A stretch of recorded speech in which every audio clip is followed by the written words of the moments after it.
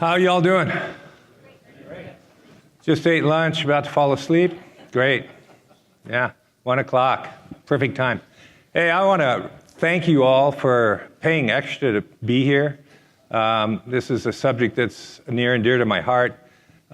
We've worked hard to give you a lot of information, and we'll go through that content here in just a moment. But first, I need to do a little housekeeping.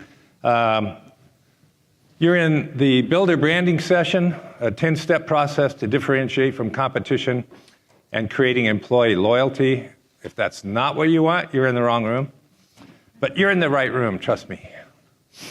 So, quick disclosure, National Association of Home Builders hasn't approved anything I'm about to say, so sue me. The good news is that if you need continuing education hours, you get 3 hours for this. So there's a lot of value there, if that applies to you. This is me. You can download this presentation from the National Association of Home Builders. You can also give us a business card and we'll send it to you. And my contact information is on the back of the workbook if you need to get a hold of me for any reason. There's a microphone in the middle of the room there. If you have a burning question while we're going through the process, just come up and express yourself. I'm sure it will be helpful to everybody else in the room, so don't be shy. And then, depending upon our timing at the end, we can go through group questions or we can talk afterwards or whatever works for you guys. Will that work? All right. So, the description of the program you probably read or you wouldn't be here, but the description is every home builder recognizes the crucial need to differentiate from competition, but few have the training and skill set to accomplish such an important strategic initiative. That's because they have never been exposed to a definitive step-by-step process that leads to the creation of a sustainable, competitive consumer advantage. But that's only half the problem. Every member of your internal team also wants to know what makes your company different, why they should work for you, and most importantly, what's in it for them. And talk a lot about that. So, the learning outcomes have been narrowed to 3. Learn how to use this 10-step branding process to identify your company DNA, the defining element that sets your company apart. Don't worry, it's there. We just have to find it. Learn how to identify and then leverage your company purpose, vision, and values to create a stronger culture, but also a stronger product, stronger presence in the marketplace. And then learn how to identify the core emotional benefit your company offers that is most important to your customers and employees. This one takes a little work. It's a little harder to find. Very, very important, because that core emotional benefit is what motivates people to buy. So I wanted to give you a brief history of Milesbrand, and there's a reason for that. I went to work right out of college at Hallmark Cards, and I was a book designer, and it was a great experience. And while I was there, I got married, and then I moved back to Denver, and a couple years after that, I started David Miles Design, 1975, one-man band, and it took me 15 years of figuring it out on my own and struggling and reading every book that I could, because I didn't go to work for an agency. I didn't have a mentor. Nobody was teaching me. I had to figure it out on my own. And it was really painful. It was hard. Didn't make much money, just trying to figure it out. Finally, I got to the point where I could start to hire people who actually worked in other agencies, and then they could teach me the business. So one of the most important things that happened was one of the brand managers that came on, she had a creative brief, a strategic plan brief, right? So it had what's the situation, who's your target audience, what's your key benefit, all these 10 things on there. And I'm like, that's it, right? Well, that was incredible, because as soon as we started using that within the new home building industry, we started doing work that people had never seen before. In the early 90s, we started building our brand around our creative. And by 1998, it became apparent that the industry needed more than advertising. It needed branding. And the idea of being unique and consistent in everything we do. And so from there, it brings us to where we're at today. And my purpose for being here today is to share any knowledge I have with open source. I want to make it as easy for you to progress and improve as I possibly can, because it was hard for me, and I love sharing this with you. So this is really going to be fun. And I wanted to start off by just setting the stage that everything we're talking about should apply to your brand or to you personally, right? So this is the Milesbrand graphic identity. What does it say to you? We're going to talk about symbolic attributes a little bit later, right? And what they mean to people and how they motivate people. So you have three elements here on the screen: the logo, the name, and the brand promise. And there's intentional thought that went into every element of this. You don't pick up on everything we thought about, you just look at it. But your brain is making assessments about this brand based on how it's presented, right? It's out of my control at this point because we put it out into the world, but we put thought into it. So the logo reflects the brand promise. The brand promise is from land to brand. We want people to know that we get started. Once a client buys a piece of dirt, we're there helping them figure out what to name it, how to brand it, the vision for the community, how to differentiate, all the way through to the last home sold, from land to brand. You'll notice, if you can see it, it's trademarked. That's a symbolic attribute.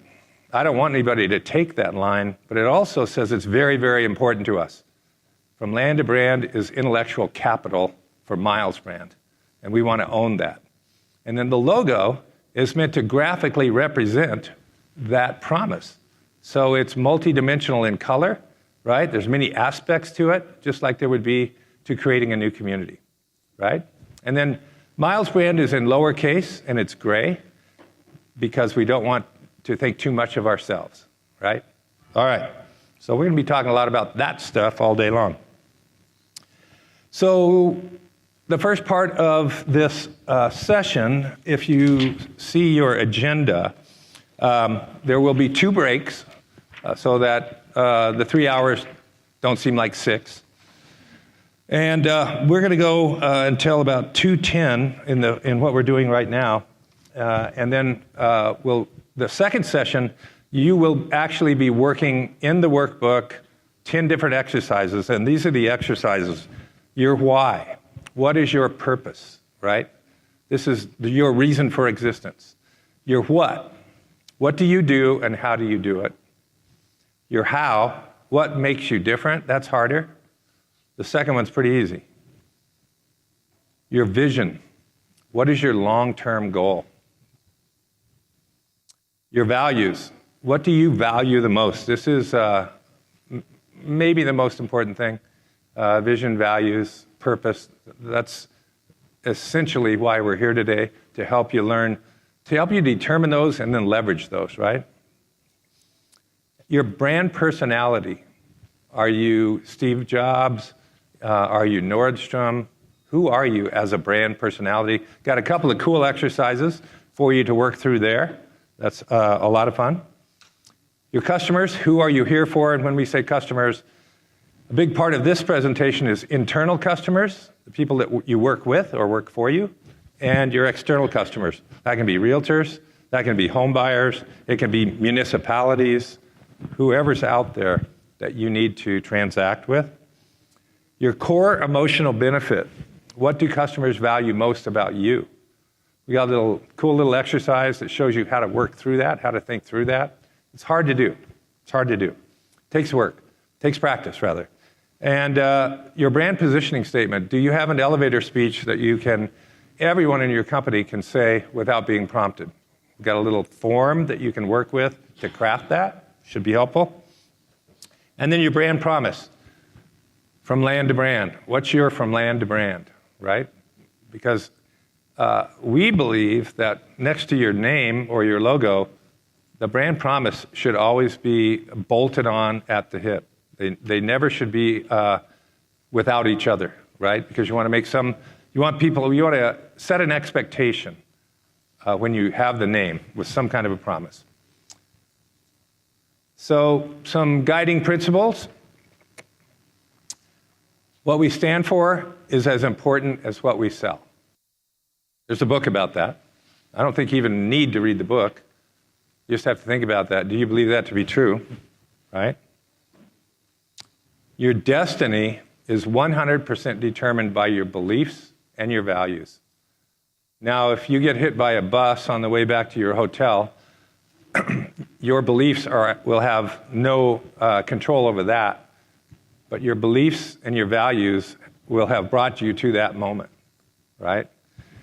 So when we talk about core values, this becomes really, really important, right? Because if you buy into the fact that your personal beliefs and values determine your personal destiny, if you're running a company, it works exactly the same way. And it's pretty darn important that you're able to express that and communicate it and help people to live it as a competitive advantage. People don't want a job anymore. They want meaning at work. And that brings in values and purpose, right? Value to the consumer is provided only by satisfying their needs, wants, and desires. Doesn't matter what you think. It's only what matters to them, and they determine value by how well you satisfy these needs, wants, and desires, right? It's up to them. And finally, this is the magic formula for branding. Seek unique. That's the hard part. It took us 20 years to get to from land to brand as our tagline, right? We had other taglines, but we finally landed on that. This process you're going to be working on today for 3 minutes at a time is only the beginning, right? But it gives you something to get you started. Communicate consistently. So once you find what you stand for, what makes you unique in the marketplace, the key is to consistently communicate what that is. And you can do that in many different creative ways, but you want to be talking about the same thing consistently, right?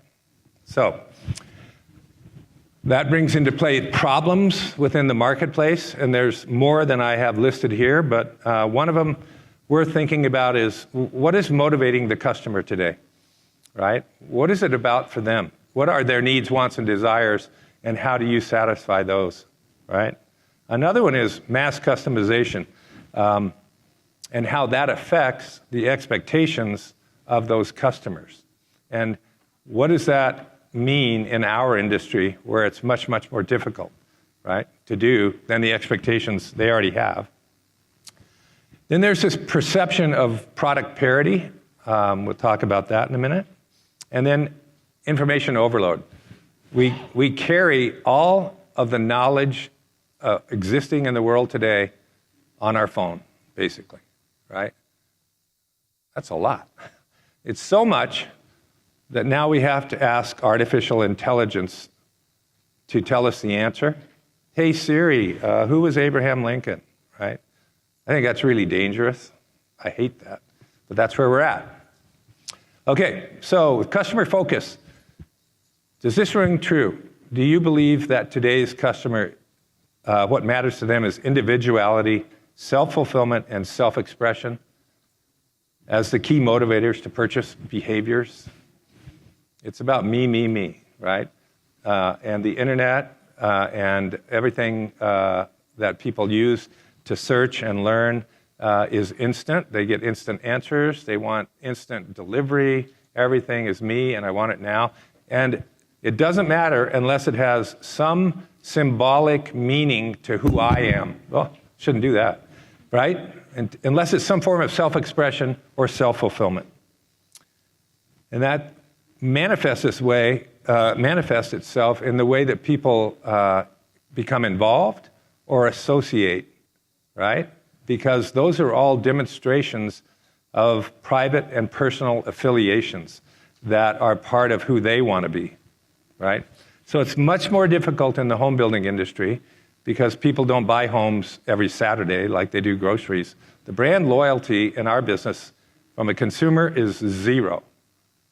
Brand loyalty matters to home builders internally, from people who buy into the culture and are busting their rear to help it succeed because they believe in it, and they're deriving meaning as a result.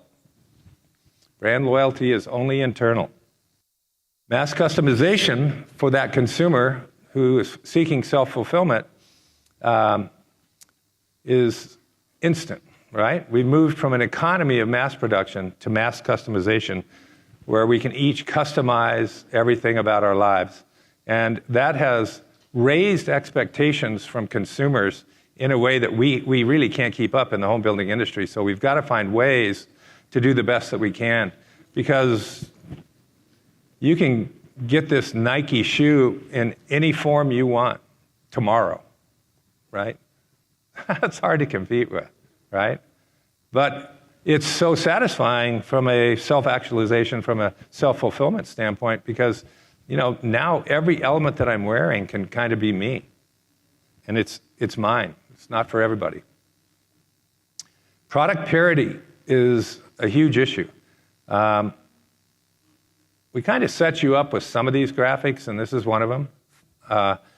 The top home is from Florida in Tampa. It's from $304,000 to $441,000, right? And the bottom home is from the 200s. And as home builders, you can immediately look at that architecture and make some assessment about why the top home would be more expensive than the other. But a consumer sees a beige building, right? And so how people view your product becomes very, very important. We've got to separate some way from our competition, because they think you're all the same. And what happens is, for the most part, price per square foot defines your brand in the mind of the consumer, because that's how people think they make decisions. And if they're working with a realtor, that's the realtor's crutch, right? They use price per square foot to tell their customers if it's a good buy or not. And they oftentimes don't even understand why one product would be more than another, right? And then information overload, like I talked before, like I said before, there's so much out there and so little time. Talking to the external consumer becomes an art form in itself. You'll see a Nike TV spot later on, and it demonstrates how the pace of advertising and marketing has changed. It's fast today. People don't even read. You have to have very compelling imagery for people to even pay attention. And if you have any words at all, they have to support that, and they have to be very mindful in what they're talking about, okay? So it's a challenge. So this is a quote from Wally Olins, who is a branding guru, and he says, "In a world that is bewildering in terms of competitive clamor, in which rational choices have become almost impossible, brands represent clarity, reassurance, consistency, status, membership, everything that helps human beings define themselves. Brands represent identity." And we all make choices every day on what brands we're going to align with because of that. How many of you read this book, Built to Last? This is the best book about business and branding that I've ever read. They don't even talk about branding in this book. They compare successful companies over a 50-year time frame, and which companies are able to survive over that time frame through multiple management teams, and which ones falter after the charismatic leader that started the company is no longer there. And it's all about values. It's all about values. But they talk about, within your company, how do you grow? How do you preserve your core while stimulating progress, right? The yin and the yang, the tension that is there. So how do you produce continuity while there's change going on? How do your core values sync up with big, hairy, audacious goals? How do you maintain stability when there's discontinuity through this process of change? Cult-like cultures is something they talk about in the book, in the sense that Nordstrom's is one of the examples they use, where people going into the training program in Nordstrom's, The people that are going to be a part of that are pretty identifiable very, very quickly because they totally buy in, and they spit the other people out as soon as they can. Ritz-Carlton has a training program, one of the best in the world, where after they invest 4 or 5 days in this training program, they offer to pay people not to proceed because they don't want them unless they're going to be a part of that cult-like culture. In this sense, cult is a positive thing. In every other sense I can think of, it's a bad one, right? But how do you produce these cultures that are unique when you need creative, idiosyncratic people to be a part of it, to push it, right? How do they fit in? And then consistency versus innovation. Discipline versus creativity. Systematic methods, experimental approaches.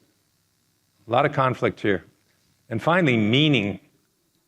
Preserving the core of meaning for the people that work there while helping them to achieve. I think these are totally joined at the hip as well. Meaning leads to achievement. Achievement leads to meaning. So I mentioned symbolic attributes. One of our premises is that we make our choices, we base our choices on symbolic attributes, and we're often not conscious of those symbolic meanings because we just process it, right? Okay, I'm trying to go forward here. So the entry to a home is something we probably overlook more than we should because it is so symbolic. It's the entry into where all of those memories, all of the most important elements of your life occur, right? And I think this is interesting that when people are given a choice, they pick the color that represents them, and they paint their front door, right? Now, many of us build in master plan communities, and there are covenants, and we can't do these things. But there's other things you can do within your company. I don't know if I've got a good battery here or not, because this is... maybe my thumb is too slow. I'm old and, I have arthritis and it's not working. This is Restoration Hardware, right? And they totally get this. The one thing that is not Restoration Hardware is the door handle. And I put that in there because of its symbolic nature. If you could do anything to improve the experience of someone walking into your model home, it would be a really heavy door with a heavy piece of metal on it, right? Because your brain immediately says this is quality and it's dependable and it means something, right? All of the stuff that Restoration Hardware is doing here has symbolic meaning. Notice all of the gold detail. Well, that means dependability and wealth, right? If you see the drawers in the kitchen on the lower left, I don't have that exact thing in my bathroom, but I have a Restoration Hardware setup like that, and it's not very luxurious. It looks really cool, but those drawers aren't even on pulls. I mean, it's just wood on wood. It's like 1930s, right? It makes me nuts, but I like the look, right? So it solves something else for me. So symbolic attribute, what does the product look like? When people go to your home and compare other homes, what does it look like? I thought the upper left was very interesting because it kind of looks like a Disney animation monster that's about to come eat somebody with the garage door to me, right? And isn't it interesting that the front door to the home is in shadow? Those are things we need to be thinking about. Because people can't explain it, but when they look at that, it's like, wow, what is that? Oh, it's just a home, all right. The two homes on the top both sell for the same amount of money. One is in the Carolinas, one is in Arizona. And I'm sure that land costs have something to do with it, but some things look more inviting than others, and they also look like they're more valuable than others. It also matters where it's being sold and the story that we have to tell about that. So this is a bunch of D.R. Horton locations. In Denver, there's a community called Stapleton. People choose to live there for the Stapleton brand. They want the community, they want the association, they want to be a part of that tribe. Now, if you're a value builder and you can only build on the edge, right, drive for value, then you've got to change your story around what makes that attractive as well, right? What kind of people are buying it? This becomes kind of a branding issue, a marketing issue, where you need to make sure you're communicating that you're going to be joining the tribe that you want. And if you're my age, you may not want to be with other people your age. You may want to be with much younger people, right? So whatever it is, that becomes a marketing decision. And then what does the cost say about its desirability? This is the iPad Air from Apple. It starts from $499. It's the brand that made technology sexy, right? They did a great job. They continue to do a great job. And the $500 to me does not seem like a whole lot for what I get when I bought my iPad. Now here's the BMW 4 Series, which sells from $50,000 and up, which is about 100 times more expensive than the iPad, right? And then you go to 1,000 times more expensive than the iPad, and sometimes we get in a hurry because we don't have the product built yet, and we forget that somebody might have just looked at an iPad for $500 online, and then they looked at some cars, and then they looked at what we have to sell, and I think there's a big disconnect there, right? And again, we searched for an image like this to make the point. I'm sure that none of you have ever done anything like this before, but some other builders do, right? And what are people saying about it? This is scary. This is Consumer Affairs. We knocked out the name of the builder, but they got 1 star out of 31 reviews, right? And the reviewer says, first of all, I would like to say that this builder does build amazing homes with great floor plans, but that is what you pay a premium for. When you pay a premium, now I have a complaint, right? So we've gone from trusting brands to trusting strangers. People we don't even know, right? We're reading the reviews and it's affecting us, right? So really have to be on our toes to get great reviews. And the reviews that you put on your website are good, but they're not that great. No matter what they say, anybody going to your website isn't expecting you to put a bad review on there, right? There's less credibility, is the point. And finally, who makes it? If you look at the upper left, you have Honda, VW, BMW, and Volvo. Of those 4 brands, how many of you trust Volkswagen more than Honda, BMW, or Volvo? Just go ahead and raise your hands. They just lied to us, right? They freaking lied to us. And now they've got a big problem to overcome that, right? And look at their competition. We have plenty of choices, right? So if you can trust the maker, then you can buy the product, right? This is True Homes. We're going to look at them a little more closely later. They're the 2019 National Housing Quality Gold Award winner from Professional Builder Magazine. This is their website. They have the badge on this page. It says dedication to quality. We're honored to have received the prestigious Gold National Housing Quality Award, regarded as the highest level of quality achievement in the housing industry.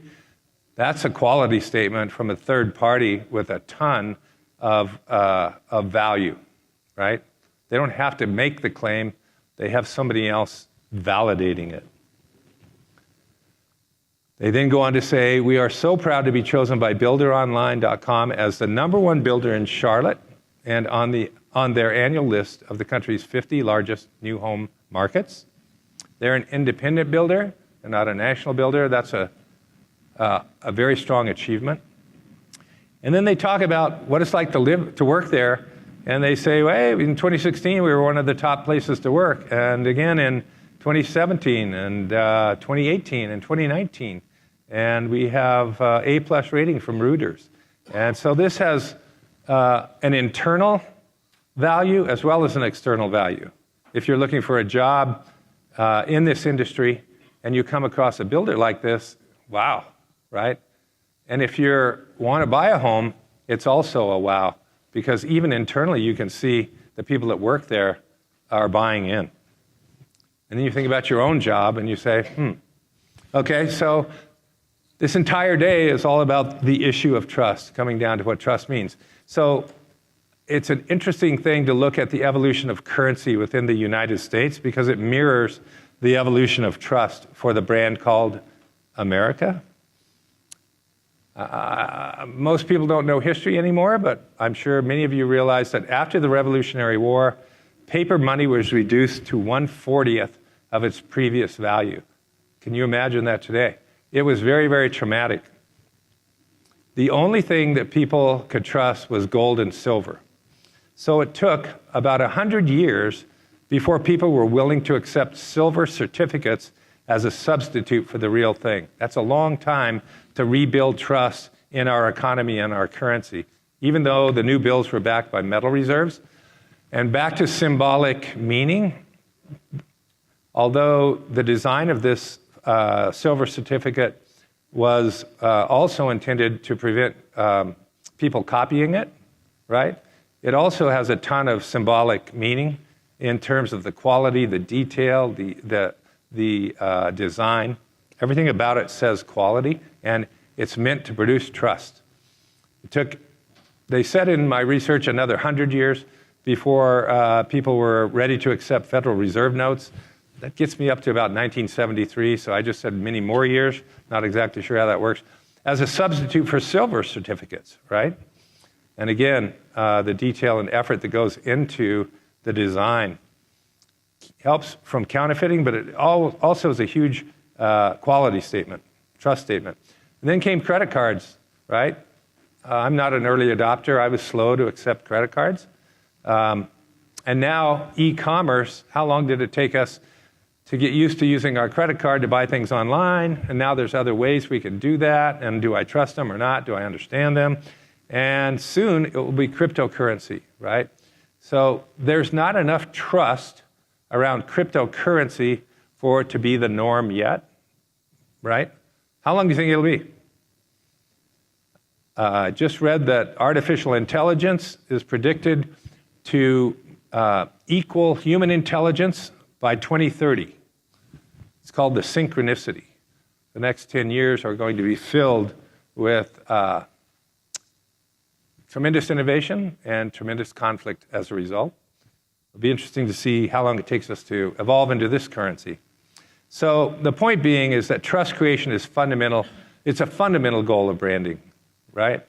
It's the ultimate shortcut to a buying decision, and it's the bedrock of modern branding. So values and trust are the core of what we're going to be talking about today and how to use those.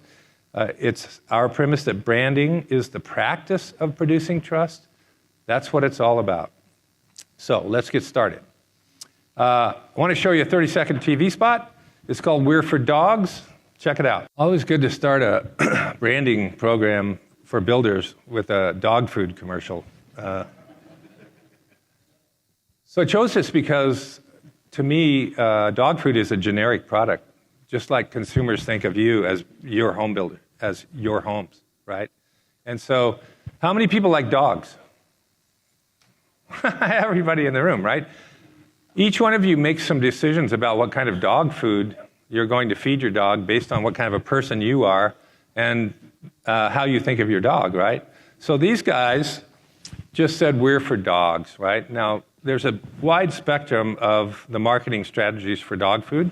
On one end is kind of the family member that, likes gravy as well as I do, right? So the dog food has this human element like you would serve at Thanksgiving, right?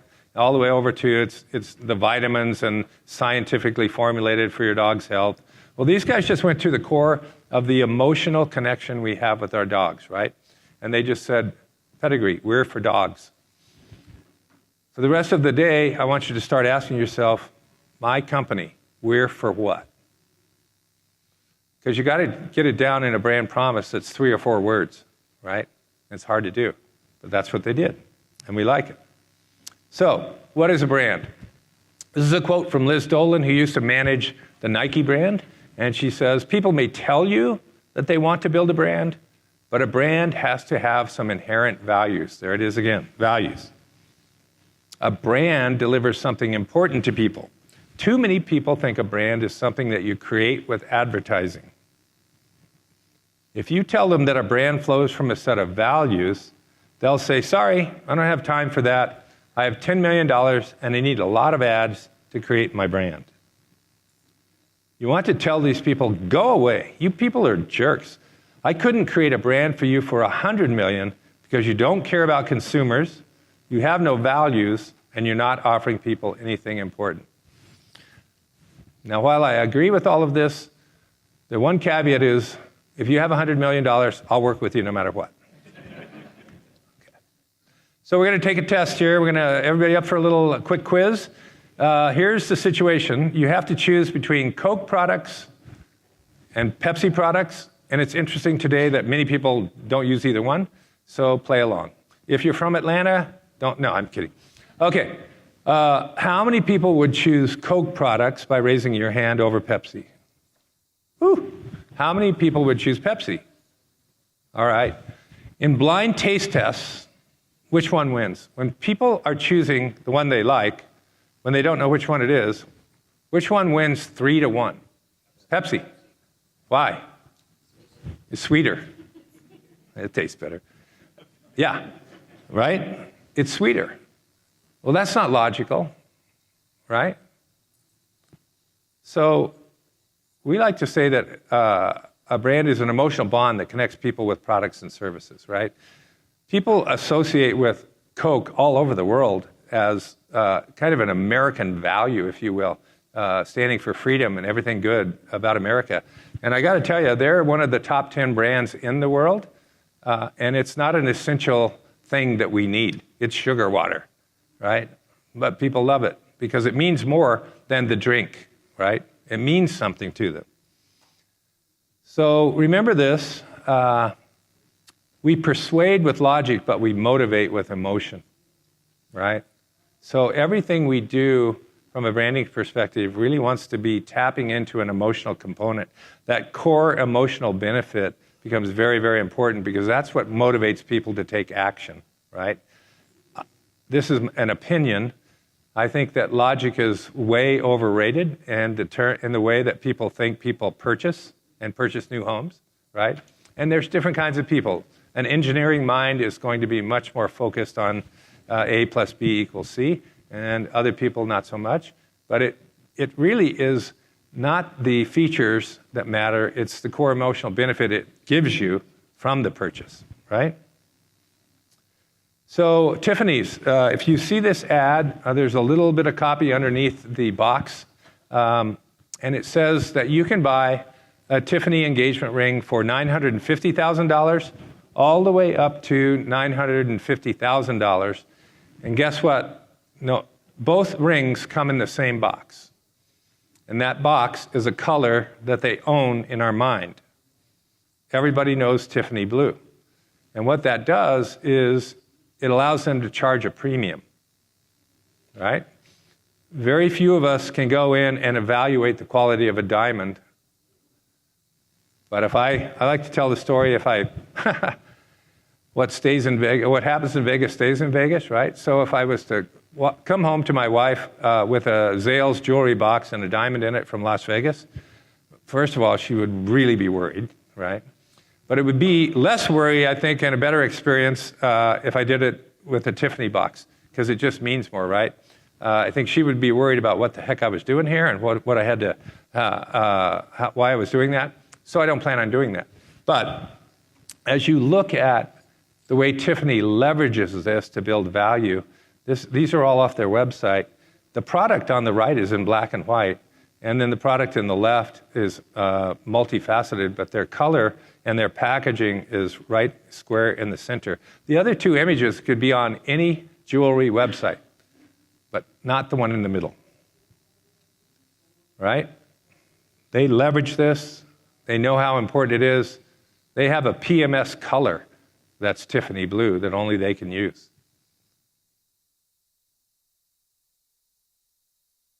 At this point, they only have the color in the bar at the top.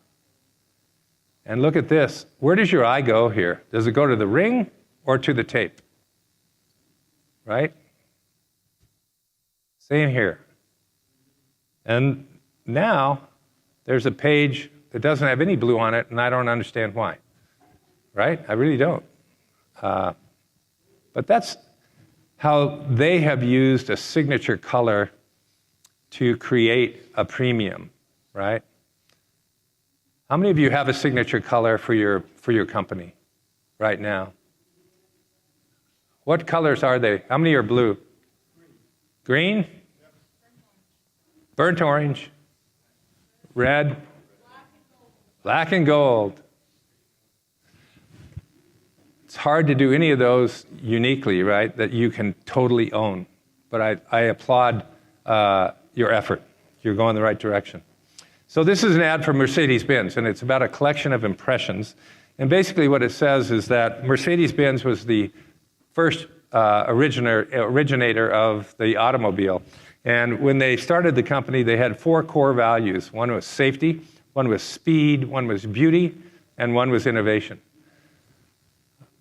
The ad says that those core values are what have kept them at the forefront of the auto industry for over 100 years, right? Because one management team after another has bought into those values and lived by them throughout this entire time frame.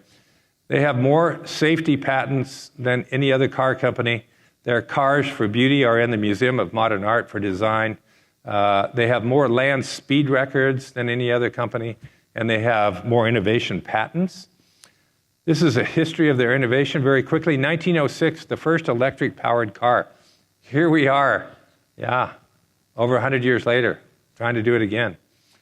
1907, all-wheel drive. Is that a surprise? That was to me. I think it's amazing. Supercharged engine, 1921. 1931, four-wheel, independent suspension. 1951, front and rear crumple zones. 1978, anti-lock braking system. And the airbag in 1981. They have fantastic marketing to help them maintain this position of leadership through innovation and safety. Here's a TV spot that demonstrates a key feature of their innovation and safety.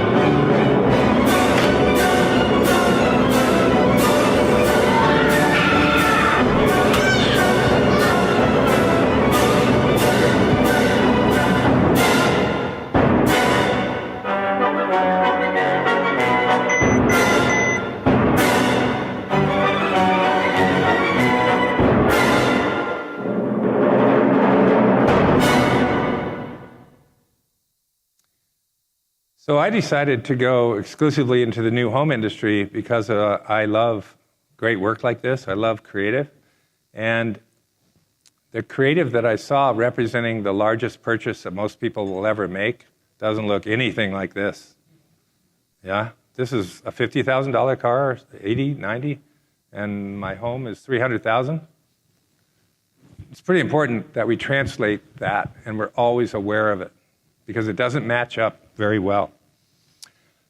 To the point where Mercedes-Benz can say you're not buying a car, you're buying into a belief. I would say you're buying into a tribe or some kind of self-fulfillment identity. You know, when you drive a car with that star, you're definitely making a statement about who you are when you purchase that car. Oh, hey, anybody remember Easy Rider? Yeah, Dennis Hopper. Thank you, Dennis. A brand is about your reputation, right? And so later on when we get into your brand personality, remember this because we're going to show you a Harley-Davidson commercial, and they don't care what you think about them because they're an outlaw brand from a brand archetype standpoint. Listen to this. What we're looking for in the world today are people that can do that we can what? Trust, right? It's an election year, right? We're fed up with the leadership that we have, and it translates all the way down to whether we can trust a home builder to fulfill on the promises you're making, right? So I like that spot. So really, a brand comes down to a promise that you make to create trust, right? So branding is the practice of producing trust, as we said before. How do we produce trust?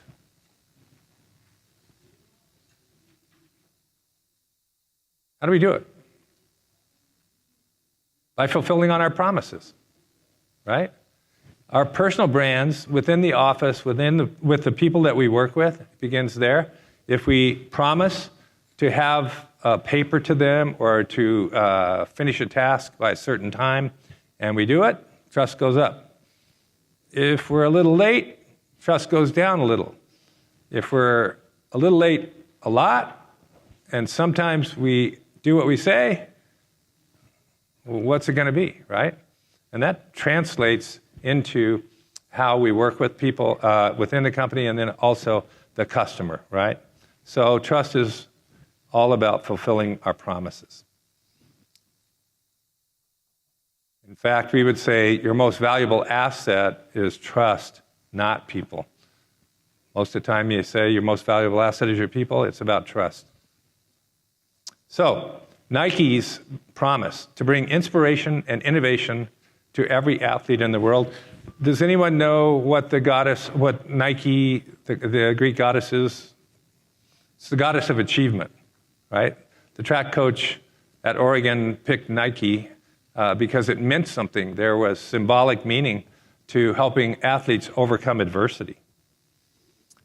The brand is loved throughout the world because it's aspirational and inspirational and helps people overcome that adversity. This is the TV spot that I mentioned. These grand spaces, playgrounds for children and champions, arenas that fuel greatness. Little by little, they allow us to beat our best, to become stronger and faster than yesterday. Allows us to be at our best, to become faster and stronger, right? 12 images in 15 seconds. This is how advertising has changed compared to the Harley thing that seemed like it lasted an hour. Like that was a long Harley ride, right? People can't absorb that anymore. And I leave it in to make that point. As you think about how you're going to communicate your brand, the speed has changed. Starbucks promised to inspire and nurture the human spirit, one person, one cup, and one neighborhood at a time.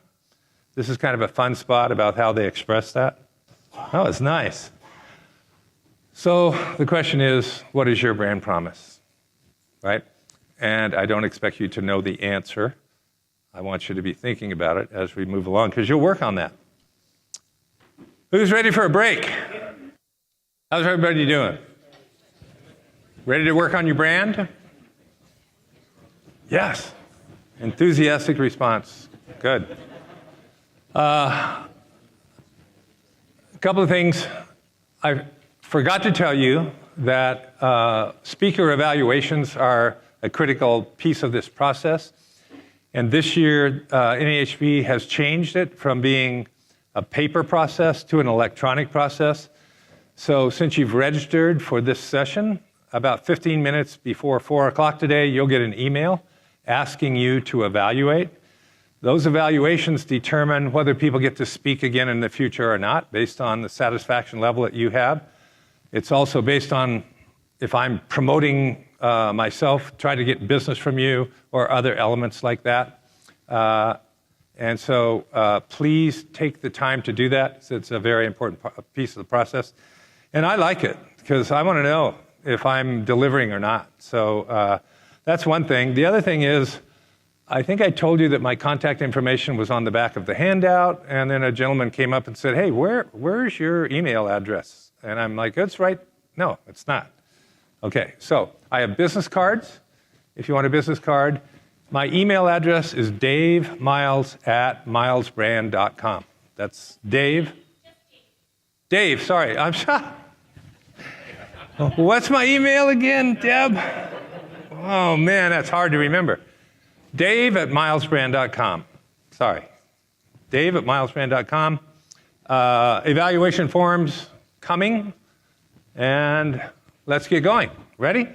So the 10-step branding process that we're going to work on, your why, your what, your how, your vision, your values, your personality, your customers, core emotional benefit, brand positioning statement, brand promise. It's going to be pretty cool to walk out of here with this kind of thinking. And we're going to talk about each one. Before we do that, the last hour was really designed just to get you thinking, right? How important are core values? What are symbolic attributes? What is the customer thinking about? How do all these things fit into my brand, my company, right? This is True Homes. Again, you saw a little bit about them, the 2019 Housing Quality Award winner. This is their name and logo, True Homes. You can see the U is in their signature color, orange, burnt orange. I think somebody else had one as well. And then their brand promises, it's all about you. They want to be the most consumer-centric home builder in the country. They'll do about 1,800 homes this year in the Carolinas, north and south, in 5 markets. In exploring how to express their brand, numerous concepts were developed, all expressing it's all about you. And so the idea here is that as you're looking at how to express your brand promise, you want to have as many different expressions as possible to look at so that you can also compare these with your competition, with a BMW ad, all these things, right? To see which way you think would best represent your brand. True ended up with this U, which is their signature color, but there was an added layer of design to this, which is just makes it more interesting, not as flat, kind of a quality statement. And in this instance, a single person is isolated and protected by this U. All of the other people are outside of the family, and the brand promise, it's all about you, sits right over that person. This is very unusual for home builders because there's no product. The 4 collections are listed below with square footage and pricing, but this is really meant to connect with people on an emotional level and make a promise and have you try it out. Find out if it's real, because they can deliver on their promises. It then leads into collateral, which is True, starts in the 150s, I think. It's very, very important if you're an entry-level builder to have all of your collateral, all of your marketing materials look like they're worth more than the product, right? Right? It's an investment, but most people don't do it, right? So this is their collateral. This is their website. Very consistent. We have the unique, now we're being consistent. This is simply a paid search landing page process.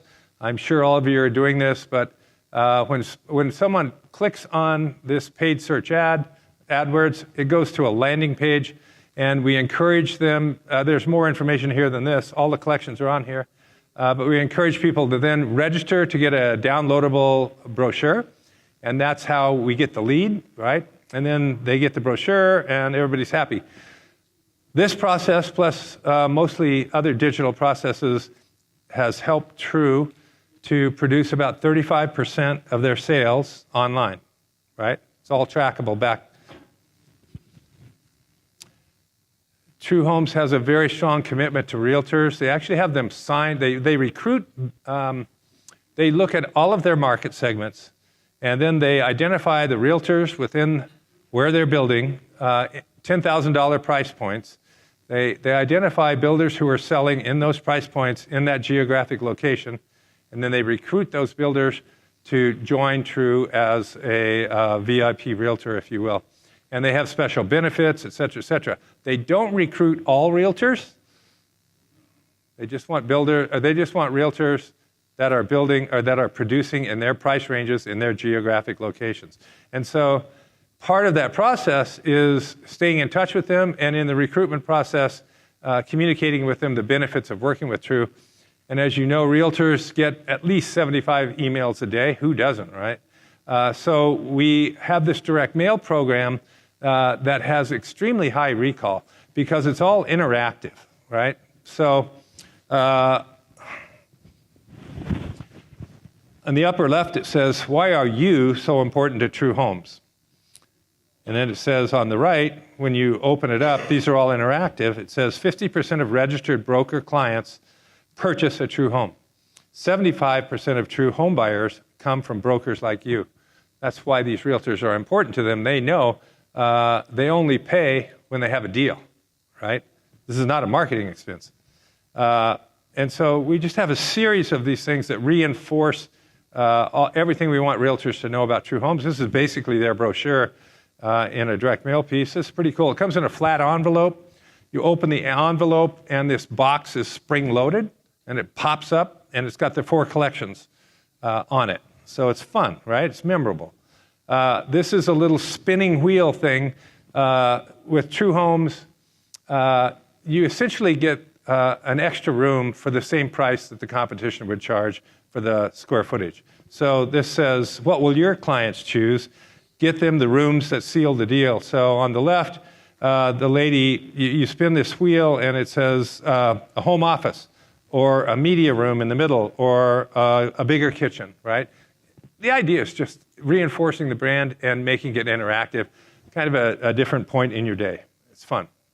This one they love because it says that if you bring a client, I don't remember exactly how this works, but if you bring a client on a tour, you get $25, and then whatever the next step is, when you open this thing up, you get $100. I forget what it is, but the mechanics of the direct mail are what make this fun, right?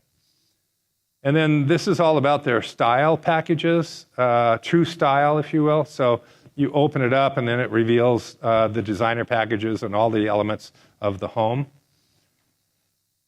And then, again, back to their website, which we looked at before, with a quality statement, a validation statement about producing trust, dedication to quality again, NHQ award. The name True Homes in itself has promise, right? You can't say it's untrue homes, right? It's true homes. So that means there's a promise, an authenticity, an expectation just in the name. But it also has legs in terms of what you can do with it, because you can see here, true style, true space, right? True quality,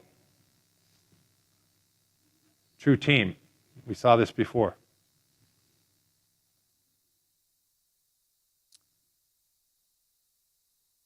Now they go more deeply than most builders into their values and their quality. This is our philosophies. It says, we build homes exclusively for family members and friends. We are committed to offering service worthy of our signature. And then our culture, their values, people, life, faith, sustainability, right on their website.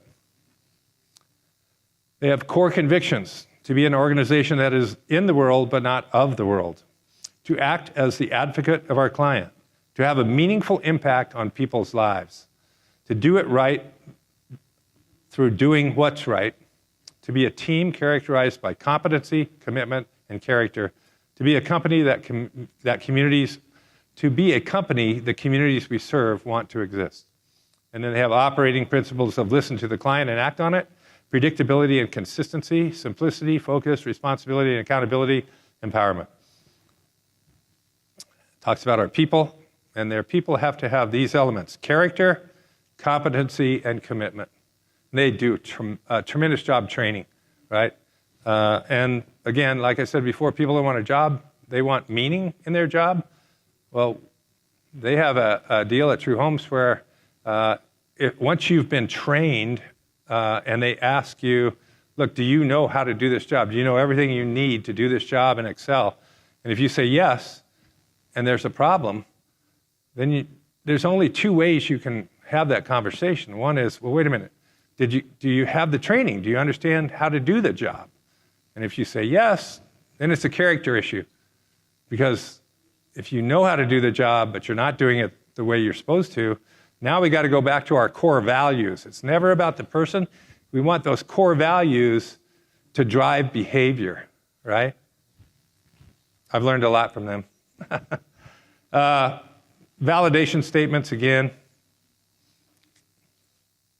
Okay, you ready? Get those pencils out. This is like the SATs. All right. So here we go. Before we get into it, a lot of this is determined by your organizational identity, because your organizations have you and some other people that no other organization has.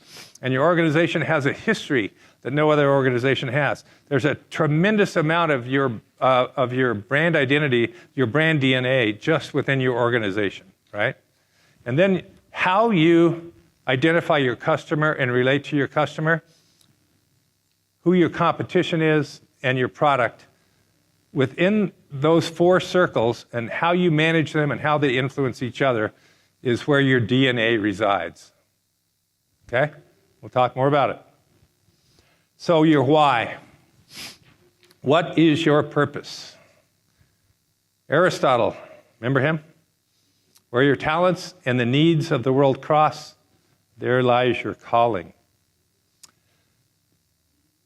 So I forget the guy's name who came up with your why. You all know that. You've all seen it, right? It's the same thing as purpose, really. So I use purpose a lot more. But and here's a definition. Core purpose is the organization's fundamental reason for being. That's why you're in business. An effective core purpose reflects the importance people attach to the company's work. It taps their idealistic motivations and gets at the deeper reasons for an organization's existence beyond just making money. And a lot of people don't have a core purpose for their company beyond making money, right? And if that's all there is, then you're going to be in more and more trouble as more and more new people come in, younger people who don't want only that. Purpose is a definitive statement about the difference you are trying to make in the world. Why would I want to work with you? How are we going to change the world, right?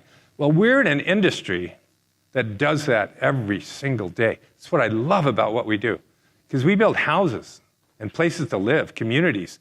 We improve the quality of life. We're contributing to making it a better world. How does that come through? Car manufacturers don't do that, in my opinion, right? We do. We have a direct effect on people's lives.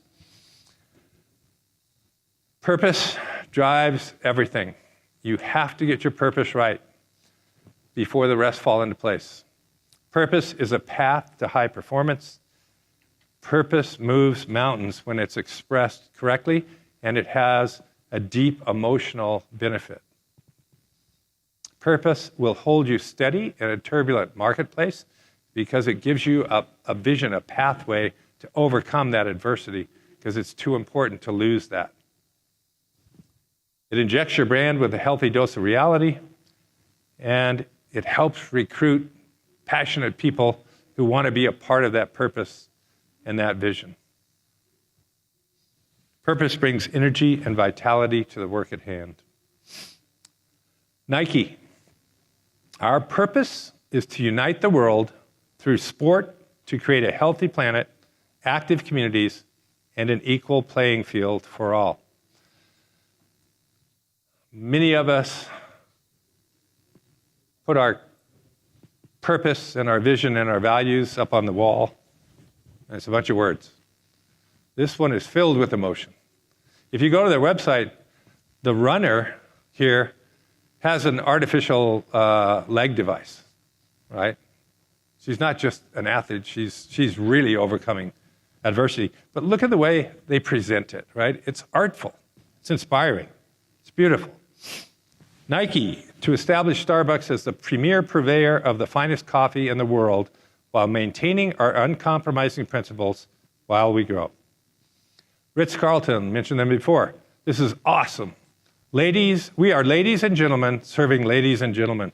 Whoever came up with that, kudos. That is awesome. And again, their training program, you don't get through it. You don't get to serve ladies and gentlemen unless you totally buy in. Southwest, connect people to what's important in their lives through friendly, reliable, and low-cost air travel and no bag fees. Okay, ready? You got 3 minutes. Think about your purpose, your why. And if you don't want to do this for your company, do it for yourself.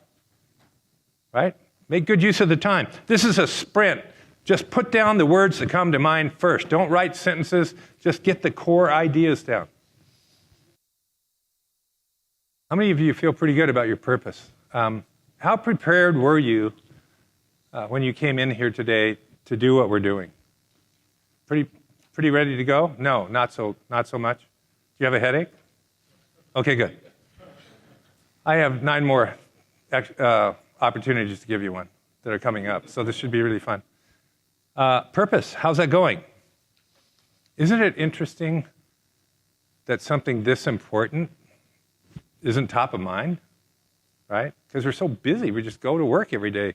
We're getting stuff done. I picked a book up at the airport. It's called The One Thing. It was written by the guy, have you read it? No, you've read it? Gary Keller. You want to tell us about it? No, okay, I don't want to put you on the spot. Gary Keller from Keller Williams Realty wrote the book with a ghostwriter, and just every single page drills down, no, you got to get it to one thing, not 3 things, not 100 things, drill it down to one thing. And when they wrote the book, what was the exercise? They went through, they had hit a wall with Keller Williams, and so they got their whole executive team together, and they spent a day, and they came up with 100 ways that they could overcome the burden or the wall that they had hit. And then they narrowed it down to 50, then they narrowed it down to 10, then they narrowed it down to 1, right? And that was to write the book. And that's what his job became. Man, I read that, and I'm like, holy cow. I got to do one thing, and it's the most important thing. Purpose, I would say, is a really important one thing, right? Because it just affects everything. Unless we don't use it, unless we don't market it internally, or we don't know. So you're here, you're going to get it.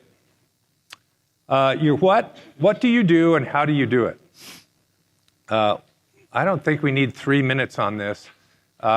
These are usually descriptive, nuts and bolts, functional doing and process statements. What do? We build houses, whatever. The challenge with this one is to think more deeply about it, and can you infuse it with meaning and emotion as opposed to just what we do, right? That's the hard part, right? So let's go quickly. When I start to see people, just write, what do you do? What do you do? Quickly. There's a lot of deep thinking going on in here. This place is quiet as a mouse. And some people are checking email. But, hey, it's your prerogative, right? Your how, what makes you different? This is a little harder, right? This helps to position the brand in the mind of the consumer away from what others offer and to enhance any unique properties. You probably do things differently internally. You may or not be conscious of. And you probably do things externally that you do on purpose or you may not be aware of.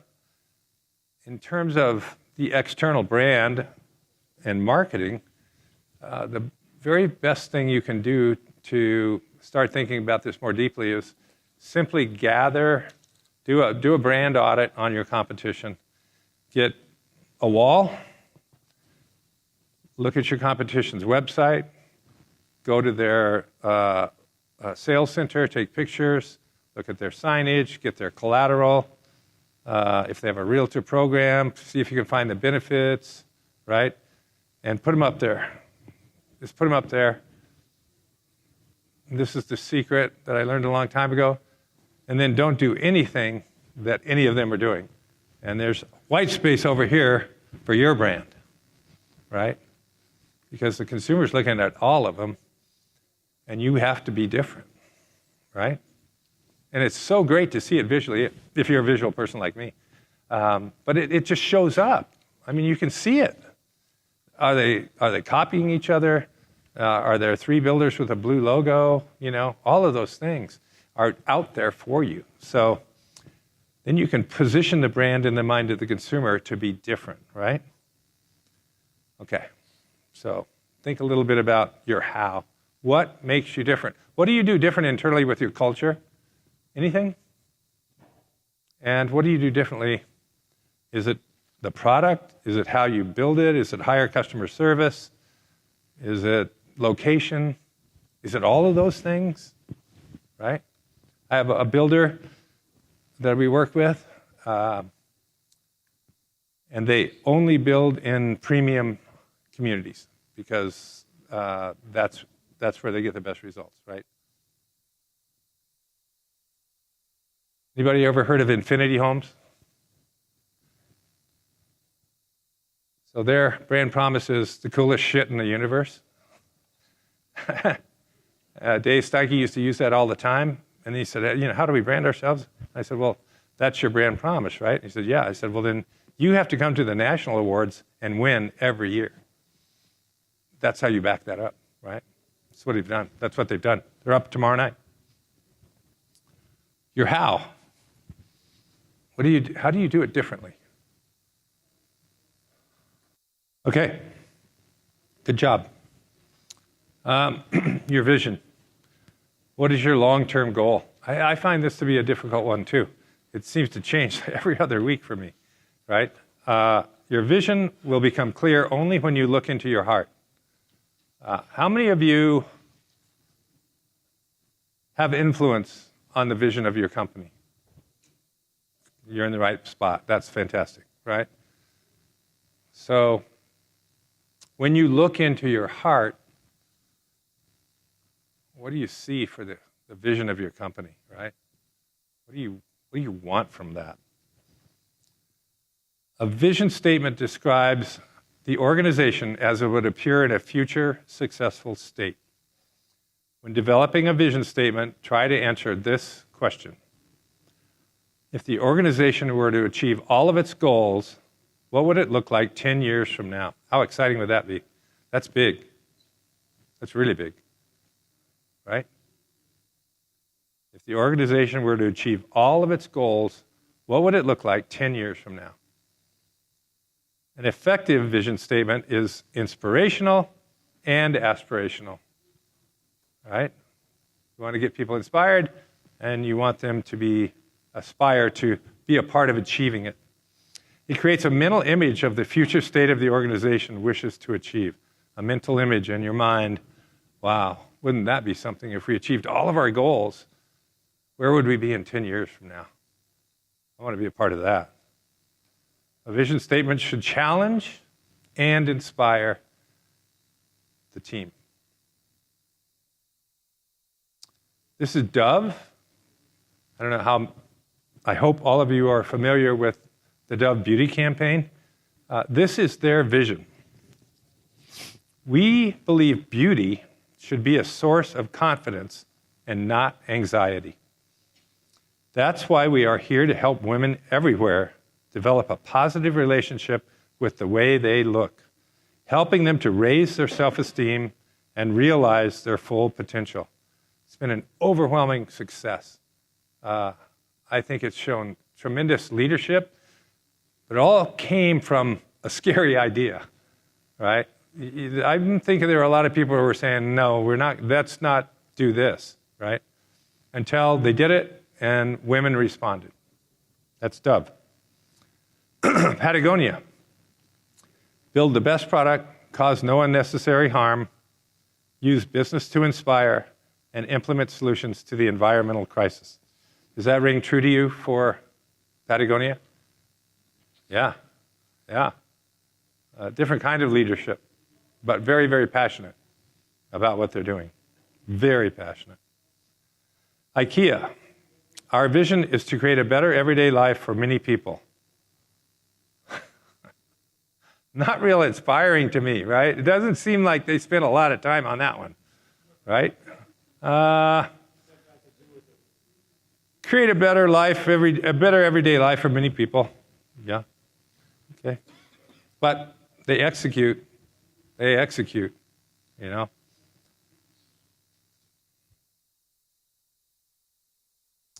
Adobe, anybody use Adobe? Yeah. To move the web forward and give web designers and developers the best tools and services in the world, and they do that. And boy, is it valuable. It's so helpful. Okay, your vision. 10 years from now, make it exciting. Think big. You can do it.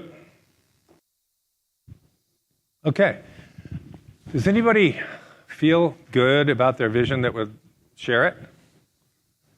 Does anybody feel like they've got something that could inspire their team back at work yet? All right. Keep those hands coming. Up, higher, higher. Back in the back? Would you stand up, please? Sure. And tell us your company and where you're from. Beautiful, right? Who wants to be on that team, right? The unequivocal, boy, that's a big word for an art major. Unequivocal leader, right? Best. Nice job. Nice job. Anybody else? Values. This is a hot button for me. What do you value the most? Right? What do you value the most? This is almost like a theological discussion. Like, what will you serve? You know? Think about your life. Are you going to be going after money above all things? Are you here to help people above all things? Is it about your family above all things? There always has to be one thing, right? One or two or three things that you value more than anything else. And that has to come into creating the culture and managing the behavior that you want within that culture. All comes back to the values that you espouse. Values describe what the organization believes in and how we want it to behave. Not all organizations create or are able to uphold values. In a values-led company, the values create a moral and ethical compass for the company and its employees. This compass guides decision-making and establishes a standard for assessing actions. What I find when we're working with a new client, we go through our branding process. We start with a brand charrette. And we go through those 4 circles: the organizational structure, the customer, the competition, and the client, right? And we focus on the organizational structure a great deal on the values. And then we ask them how they use the values. And again, a lot of people have it on the back of their business card, or it's up on the wall, or whatever. The real value of values is when people are not performing the way you want them to. And you can go back to the values of the company and take the person out of it, so you're not attacking the person, it's only about behavior, right? And again, back to true, if people understand how they're expected to behave and the skill set that they have been trained, and they're applying those things, you shouldn't have very many problems, right? But when you have problems, take the person out of it, bring the core values in, and relate back to, okay, well, respect is one of our core values, and I noticed you slammed the door the other day, and you're having this conflict with somebody, and what's that all about? Because that's really not acceptable behavior here, right? And we're going to have to figure that out, right? You're great. You are so talented. We really need you to come around. We want you on this team, but only if the behavior is acceptable. Because if not, it undermines other people, and we just don't put up with that here, right? Right? How many of you use values that way? Good job. Yeah. If nothing else, that's a great thing it takes practice, I'll say that much, right? It takes practice. But first you have to have the realization of the value that values bring, right? Because it really does help with interpersonal relationships.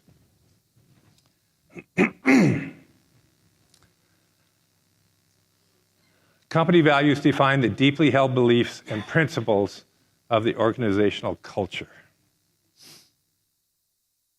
These core values represent an internalized framework that is shared and acted on by everyone in the company. So that, like I said before, it's a compass for creating the behavior that you want, right? And as we said before, people don't want a job, they want meaning. They need to know if they buy into these values, if they like those, if it's real in your culture. Money is very important. I think money is more important than we say it is a lot of the time, but it's not enough, right? People want to be a part of something bigger and better than money. So here's Apple. I found this very surprising. I don't know if you can read it, but the upper left is accessibility, and then education, then environment, inclusion and diversity, privacy, and supplier responsibility. When you look at the Apple logo, this is an outlaw brand. These values are very practical, I guess. You know, I think as you read about them, they do become inspiring. But I don't know how they really use some of these in the way I just described to drive behavior as much as outcome. Does anybody have an idea of why there's a bite out of the apple? Make it unique, yeah. Is there any more of a story to that? Does anyone know their tagline, their brand promise?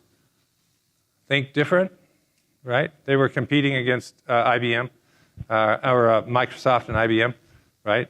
And all of the IBMers had a little placard on their desks that said, think.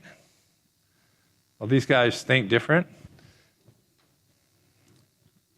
The bite of the apple can go all the way back to the story of Adam and Eve when they rebelled against God. And they ate from the tree of knowledge, right?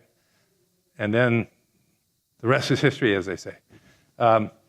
This is good to think about. There's a couple books on archetypal branding that you might want to look at and say, well, what is our brand? Are we heroes? Are we rebels? You know, Explorer, Jeep, et cetera, et cetera. We use it in our process all the time. And you'll see a servant brand coming up with Thomas James Holmes. We'll talk a little bit more about that.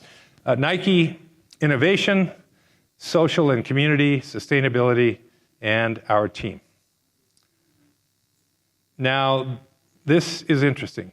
Ben and Jerry's values. In the 10 steps that we're going through today, there's one missing, and it's called mission, right? And in my experience, this gets really messy when you have a purpose and a vision and a mission and core values, because vision and mission get all messed up and nobody can remember them. So I just eliminated mission. If you go more deeply into this and believe that you want a mission, then add it, right? I just don't think people can remember that much, right? And it's a mess, right? I have a hard time explaining the difference between mission and vision, and so I left it out. So don't send me an email saying, you don't know what you're talking about, because I just admitted it was on top. So Ben & Jerry's, really, they say our product mission drives us to make fantastic ice cream for its own sake. I think that could be vision or values. Our economic mission asks us to manage our company for sustainable financial growth.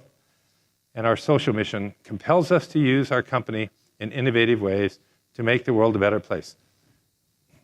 What category you put these things in is up to you. The value comes from having it, right, and executing to it. So Neo Communities and Neo Signature Homes is a builder in Florida, and their value was reduced to one: do the right thing.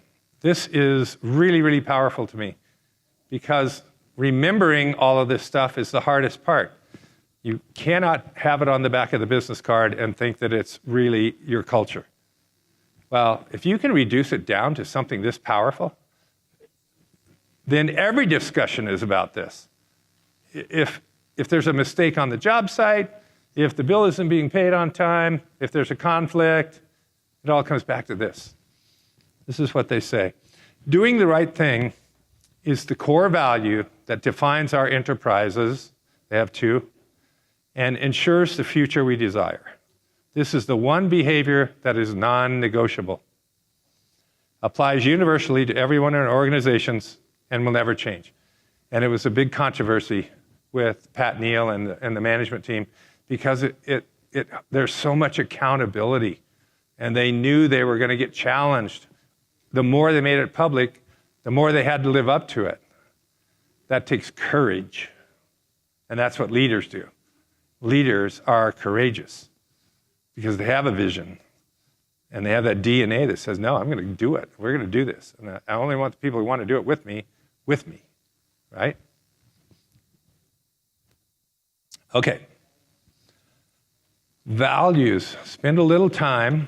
And before we go there, try to keep it to 3. We just spoke about your 6 core values and their sentences, and no one can remember them.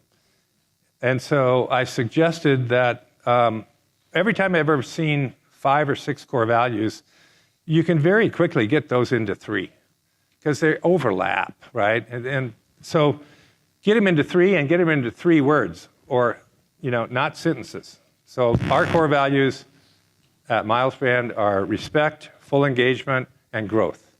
And then we can explain what they mean, right? But I want sentences. And it makes it a lot easier now for you. Just get the words, the values that represent. Okay, good job.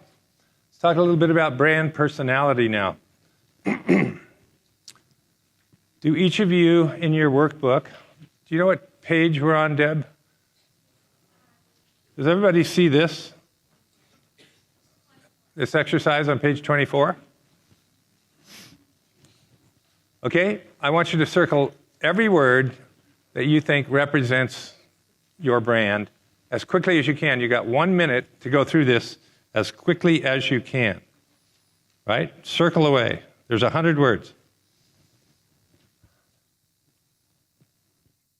No limit on the number of words. Got it? Close? Okay, now go back and circle your top 5. The most important 5. Okay, here's what's cool about this exercise. It's one of my favorite things to do when we're with a group of people. So you can take this back and do this with your team. What's interesting about this is, let's say there's 5 people on your team, and you do this exercise about your brand. And so there's literally 500 choices. 100 of them are the same. And what we're looking for from a branding standpoint is how in alignment the team is in the way that they would describe the character of the company. And it's remarkable how it can go one way or the other. Oftentimes, you'll have 3 or 4 people use the same word, and then there will be 3 people with another word and 2 with blah, blah, blah, right? Which out of 100 choices is pretty remarkable. Or you have a team that doesn't use the same word for anything. That's a bad sign. It's a bad sign. Okay? Try it. It's really interesting. People will appreciate it. Okay. Do you have your picture of Oprah there? Okay, good. So do this. If your company was a famous person, who would it be? This seems to be very hard for people. If it was a famous person, who would possess the values that you've been describing and the drive and the passion, whatever it is? Who would that be? All right, what if it were a retail store? What would it be? What kind of retail experience represents your brand? You would align. Would it be Patagonia? Would it be Nordstrom? Would it be JCPenney? What would it be? It's fun to think about it in these terms because you can go back and look at those brands and see how do they do what they do. You can pretty much Google any brand's core values, vision, all that stuff. That's where I got a lot of this content. And that's where I saw so much of the inconsistency. Some companies, big companies, don't have a mission statement. Some don't have a vision. Not all companies have everything that you can have. Okay. Everybody likes this one. If it were a car, if your company was a car, what would it be? A car line. Is it Mercedes? Is it BMW? Is it Hyundai? Don't make it VW. Yeah. What car would you be? You can give that some thought moving forward, okay? We just went through all these things. So your customer is your key audiences and customers. Linked to this are messages that fit with each audience, right? So this shouldn't take too long, but this is a good example of how True Homes breaks down the customer for their 4 product lines. So the Integrity Collection is their entry-level product. There's the core customer, and she says, I want plenty of space on a practical budget. Moving up the food chain to the Elements Collection. Well, you can see the pricing, 80s to 130s, 100s to 250s. Elements Collection. I want square feet that aren't square. Now there's a bit of design and aesthetics coming into it. The other one is much more practical. It's almost like shelter that I can own. And then we go to the Traditions Collection. I want elegant style and luxurious space. And finally, Designer Collection from the 350s to 800s. I have a passion for great design, right? We're not going to spend too much time on this. You guys can think it through, okay? This is a harder one. I'll show you the exercise. It's your core emotional benefit, right? This is what people value the most about you, what your outside customers do and your inside customers. So assume that you sell a line of cookware named CookSmart. CookSmart offers the best heat-resistant rubber handles on the market. A conversation with a customer to understand your benefit ladder and your core emotional benefit might look something like this. You. Why do you buy CookSmart? Customer. Because it has those nice rubber gloves, rubber handles. Why is that important to you? Because it never gets hot when I touch it. Why is that important? Because I know I'll never get burned. Why is it important that you don't get burned? Because if I burn myself, I could drop the pot. Why is it important that you don't drop the pot? Because I have a lot of little kids running around, and I want to make sure I don't accidentally hurt myself or my family. Why is it important that you don't hurt your family? Because I want to be a better mom, a good mom. This is really difficult to do because it sounds so stupid when you keep asking, well, why is that important? Why is that important? Shut up, right? Right? But that's what you got to do. It's a practice, like delving deeper, and you have to massage it. Like, no, tell me more, tell me more, tell me more, until you get to that root, right? Bingo. Core emotional benefit, to be a better mother. The added benefit is that through this process, you also essentially developed your own benefit ladder. The product attribute is special rubber handles. The product benefit is it won't get hot. The customer benefit, the core emotional, the customer benefit, won't burn you, forcing you to drop or knock over the pan. The emotional benefit, trust that you're keeping your family as safe as possible, right? Okay, so this is called a brand pyramid. A brand pyramid helps you see how these things work together. The brand pyramid is used to connect product and brand attributes to the personal and social factors of a customer's lifestyle. The traditional brand pyramid includes 3 categories: the attributes, the functional benefits, and the core emotional benefit. In 2011, the Boston Consulting Group came up with a proposal to add to the model a 4th dimension. This 4th dimension was social benefit, okay? So the points of difference are physical features of the brand. The functional, rational benefits are the USP, the brand, and why it's functionally different from the market. The core emotional benefit is whether the brand provides a sense of security and purpose to the end customer. And the social benefit is whether the brand increases the stature of the customer in the eyes of his or her social circle. So this is Baron Collier Companies, which owns real estate all over Florida. There's a whole county named after them. They do Ave Maria, if you've ever heard of that. Their points of difference are they're a legacy, family business, sustained growth, stewardship, innovation, and across interests. Their functional, rational benefits are significant assets and resources, stability, and trust. The core emotional benefit of working with them as an investment partner is peace of mind, because they're in their 5th generation, they have a long history of success, they have tremendous wealth, right? And they can be trusted. The social benefit is increased professional prestige as a company that would work with them, right? This is all in your workbook. So we're getting tight on time, and this is a big one to work on, so you can do that on the plane. Brand positioning statement. This describes the mental space a brand or community should occupy in the minds of the target audience. So it looks something like this. This is the formula. This is your elevator speech. So to the target audience, to home buyers in Charlotte, True Homes is all about you, okay? So back to this, okay?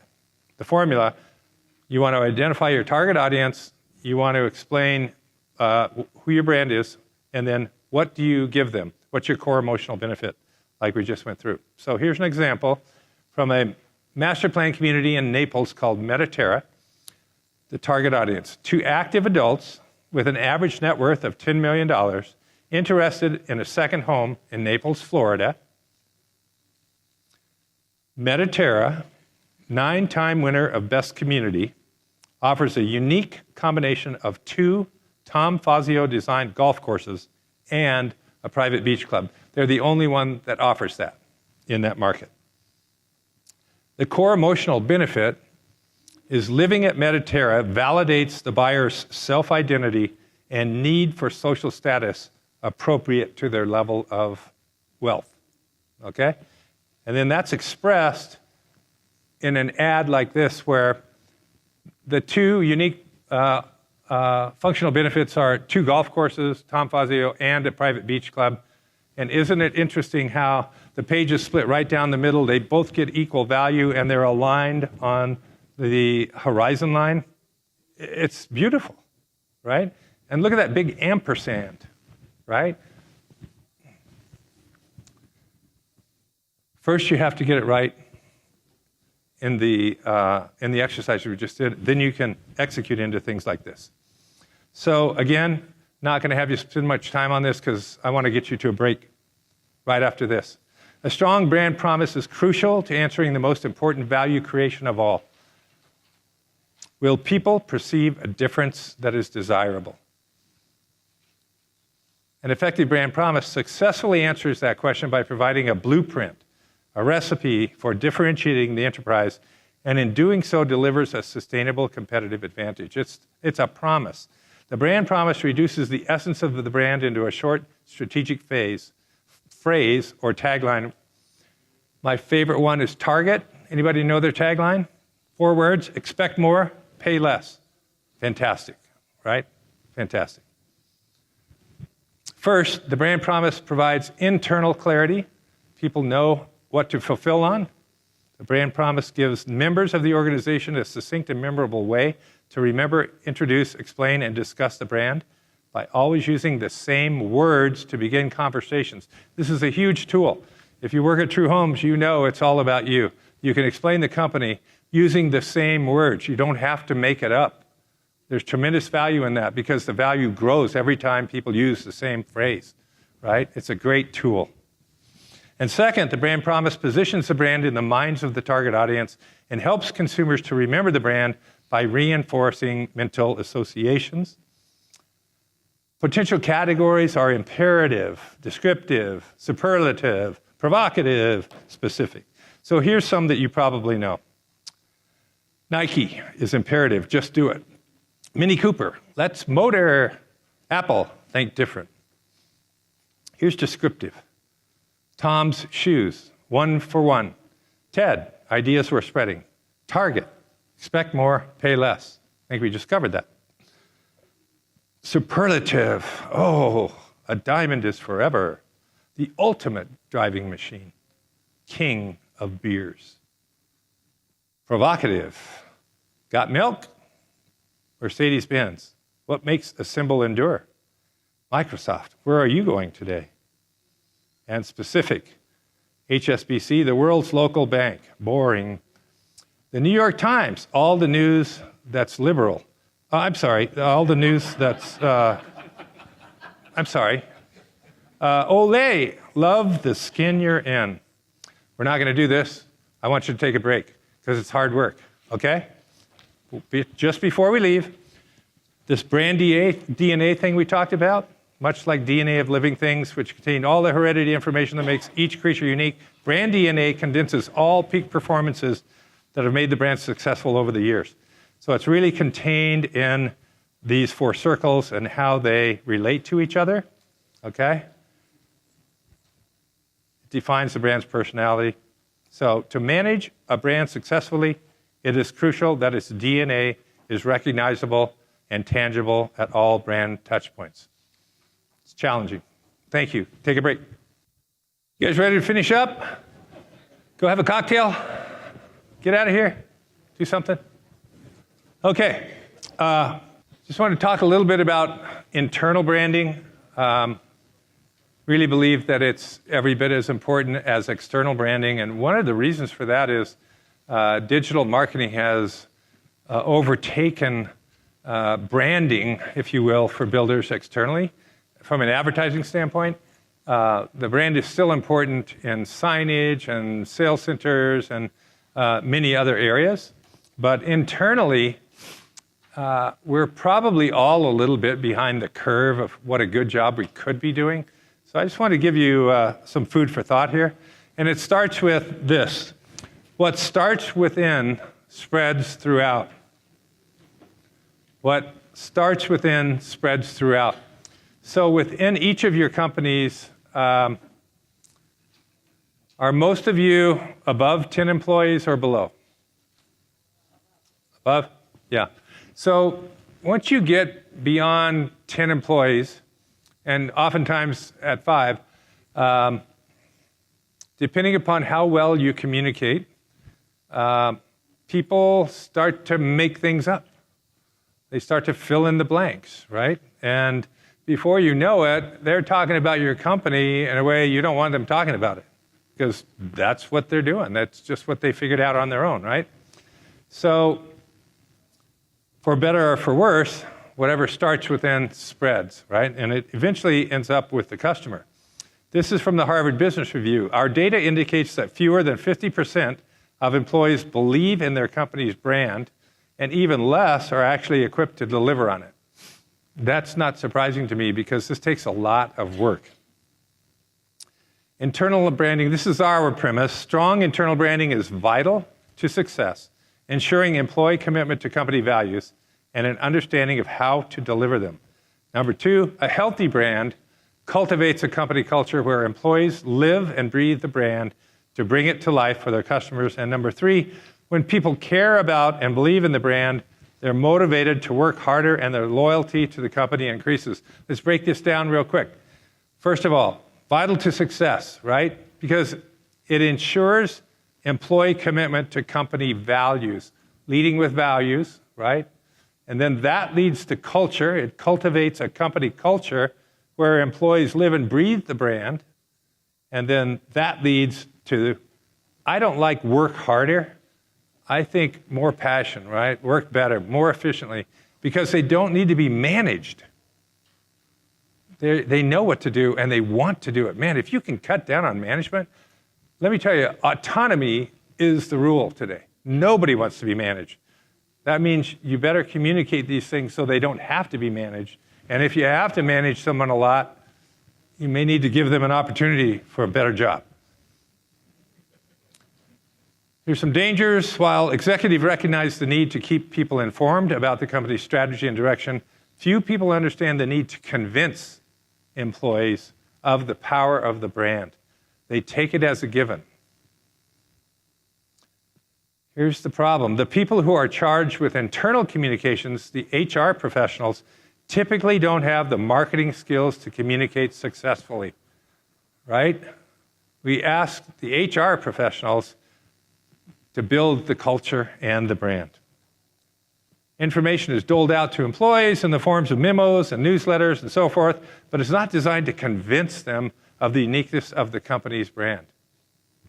Many of them don't even know that's part of their job. That said, I think the role of HR has changed dramatically in the past few years, to the point where I would suggest you change the title. HR, Human Resources, is like 1950s. Now we got culture warriors. They're in charge of building the culture. They're recruiting the people. They're doing the training, right? But they need some help. Their intent is usually to tell people what the company is doing, not to sell them on the ideas. Here's a key, though. A growing number of companies are now viewing the marketer's job inside the building to be as important as the one outside. Marry your HR team with your marketing team, right? Bring them together, give them a goal, and let them communicate. Let them sell internally as well as they do externally, right? That's a big idea. Internal branding is just as important as external branding. That's our key belief. Some key insights. Branding starts from the inside. What we said before, what starts from the inside spreads. Employees must understand and embrace everything about the brand. So that's your positioning, which we just talked about, what it means relative to the category and the competition, getting that positioning statement into an elevator speech that everyone in the company can say without prompting. Your values, right? What are they? Why are they important? What do you stand for? And your purpose. It all starts with these areas. Effective internal branding requires significant effort and careful thought. It's a journey. It's ongoing. And Built to Last, they talk about reinforcing values, not in terms of informing, but indoctrinating, like communist Russia indoctrination. Relentless, right? Never stopping, to the point where, people don't even want to hear it anymore, right? If they can say it, then you don't have to do it as much. Internal branding goes beyond communication to evolving employee behavior. Again, these things are all about getting the behavior you want through the process of values leading to culture.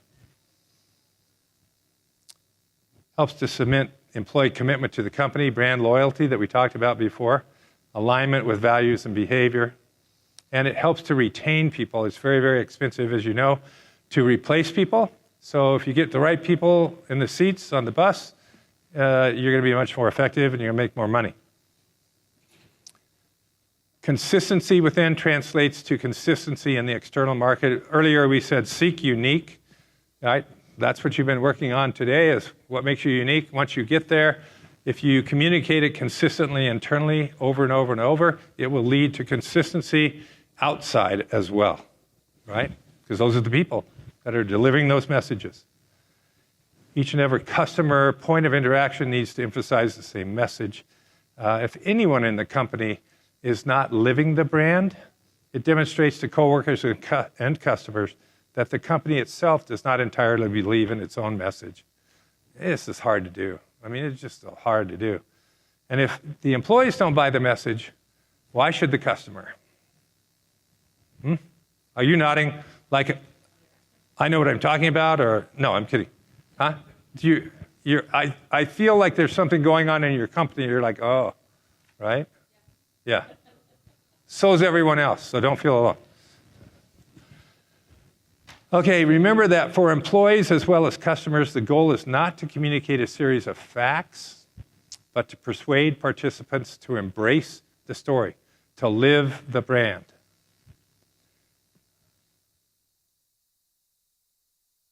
The goal then becomes to give employees the tools they need to live the brand.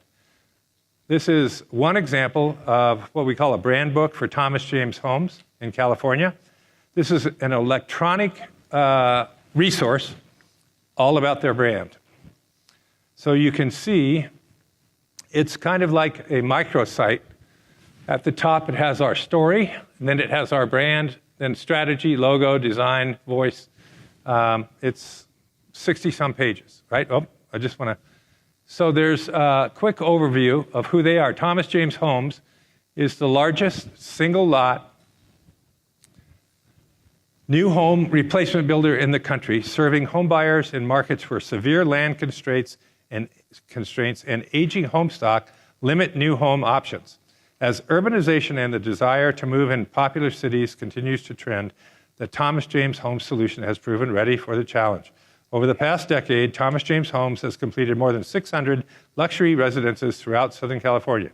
We have recently expanded into select neighborhoods in Northern California and King County. This is the first thing that a new employee would see in this resource guide, right? So it's a quick overview. Then you go into our brand. And whoops. Here's their brand archetype. There's on the left is a definition of what an archetype is, and then they say, our archetype is the servant. While the servant can assume many roles, Thomas James Homes identifies most strongly with the servant leader. That's a huge commitment right there, and it really does position what kind of behavior is expected. Then we go into their core values. They have too many, but that's what they have. And then we go into how we serve realtors. Because they're a single lot, tear down, build a new home builder, realtors are their land bank. So the realtors have to bring this new home to them.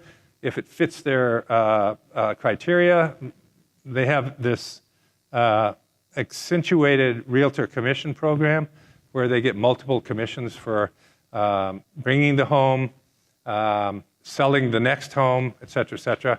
It's quite a idea. And then design. So this is graphic design standards are all in here. So the balance of color should weigh heavily on white, 90% white and 10% black. Design elements. There's bars and rules and borders and baselines that people need to adhere to. And this is page 47 that we're on, okay? And then personality and tone. Thoughtful, enthusiastic, empathetic, and approachable. So anyone writing things for the company should keep this in mind as they communicate. Words we don't like and words we like. We don't like lot, we do like home site. We don't like house, we like home. We don't like cost, we like value. We don't like agent broker, we like realtor or real estate agent, etc. Okay, this is really fun for people to get because now they can start to reinforce that in the language they use. Okay, so internal branding, develop a key theme around which employees can rally. If you're going to start to concentrate on this, you do all of your homework and you decide how are we going to roll this out, right? Now we've got the marketing team working with the Culture Warrior HR team. Now we're ready to go to town. Create some buzz and excitement through easily accessible images and branded products. So you got a resource guide here for imagery, etc. When possible, connect your company's history and the roots of your brand to clarify your message. People appreciate this. There's a legacy involved, and it creates trust to know that you've been in business for a long time. And then it helps them the employees to personalize the story and to play a role in the institutional memory, right? So now they can tell it because they understand it. And then make some big company-wide announcement and have a party and start to roll it out. Remember that this is ongoing. You got to keep all of your information constantly updated. Somebody's got to be in that brand book, making sure it's current, et cetera, et cetera. Of course, your culture is what that's about, right? So quickly, this is the Neil Communities Blue Book. Now, Neil Communities, I thought this might be of interest. I didn't know how many of you might have be a developer and a builder, and then they also have a semi-custom division that is higher priced than their other homes. So there's two brand books here. And it's interesting that they have all of the same core values, but when you get to Neil's signature homes, part of the brand book changes for that brand, right? So the Blue Book, blue is their signature color. Here's an explanation of what the guidebook was created for. double Windsor, single focus.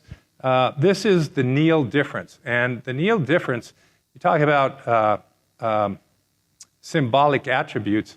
They still require all male employees that are interacting with outside customers to wear a tie, right? So the tie means something here. It's a symbolic attribute of their professionalism.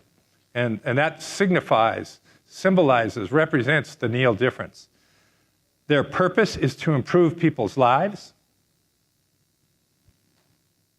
Their vision is to be the most respected home builder, developer in the markets they serve.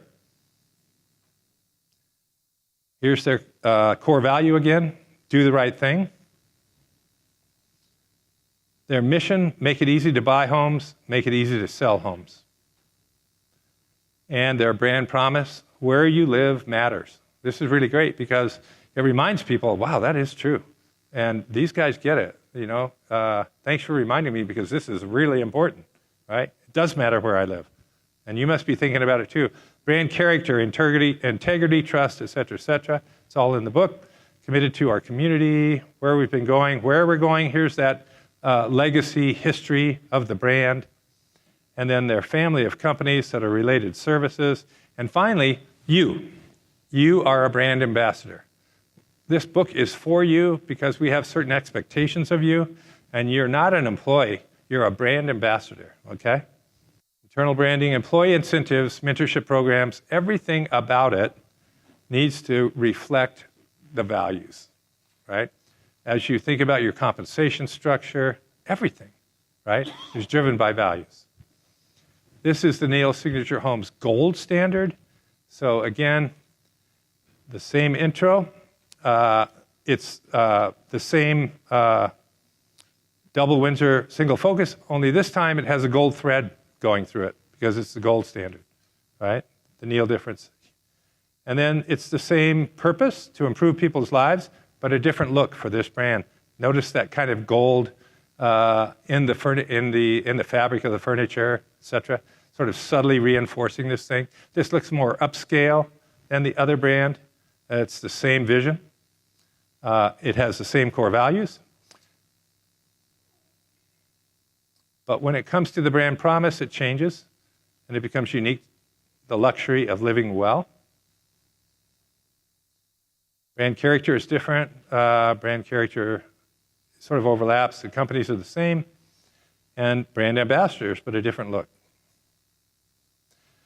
So finally, a missed opportunity for many people is utilizing your office space as a branded environment to reinforce all of the things we've been talking about today. This can really be fun because the function of the workplace has shifted to embrace the brand, allowing the message to infuse every aspect of the employee experience, immersing them in the brand.